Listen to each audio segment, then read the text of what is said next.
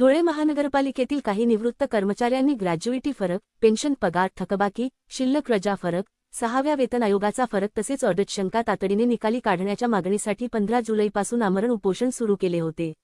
याबाबत आयुक्तांना निवेदन देत न्याय न मिळाल्यास आत्मदहन करण्याचाही इशारा देण्यात आला आहे।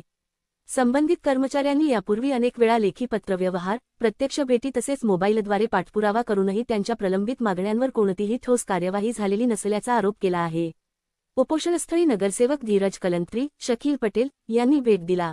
नगरसेवक धीरज कलंत्री यांनी हा विषय लवकरात महासभेत आणि स्थायी समिती सभेत घेतो असेही आश्वासन यांनी उपोषणस्थळी येऊन निवृत्त कर्मचाऱ्यांना दिले।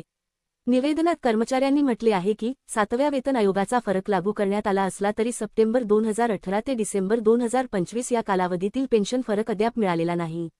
तसेच शिल्लक रजा फरक, 6व्या वेतन आयोगाचा फरक आणि ग्रॅज्युइटीची रक्कमही नियमाप्रमाणे वेळेत अदा करण्यात आलेली नसल्याने आर्थिक अडचणींना सामोरे जावे लागत आहे। प्रशासनाकडून मिळालेल्या पत्रात धुळे महानगरपालिकेतील इतर निवृत्त कर्मचाऱ्यांप्रमाणेच संबंधित लाभ दिले जातील असे नमूद करण्यात आले असले तरी त्यासाठी निश्चित कालमर्यादा दिलेली नसल्याचा आरोपही निवेदनात करण्यात आला आहे।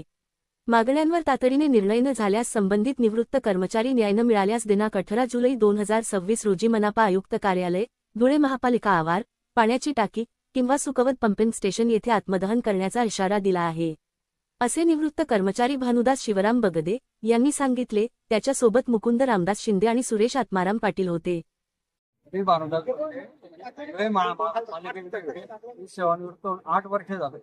8 वर्षापासून आमच्या मान्य आहे की आम्हाला आमच्या ग्रॅज्युइटी पगाराचा फरक, 6व्या वेतनाचा फरक आणि आमच्या रजेचा शिल्लक रजेचा फरक याच्यासाठी निवेदन केलेले आहे।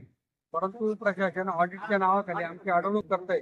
ऑडिट काढणे प्रशासनाची जबाबदारी असताना आम्हाला वेटीव धरलं जात आहे। याच्या निषेधार्थ मी 3 दिवसापासून या ठिकाणी उपोषण करतोय आणि उद्यापर्यंत न्याय नाही मिळाला मी उद्या 18 तारखेला कुठल्याही क्षणी आत्मदहन आंदोलन करेल। त्याला जबाबदार महापालिका आयुक्त आणि त्यांचं प्रशासन राहील।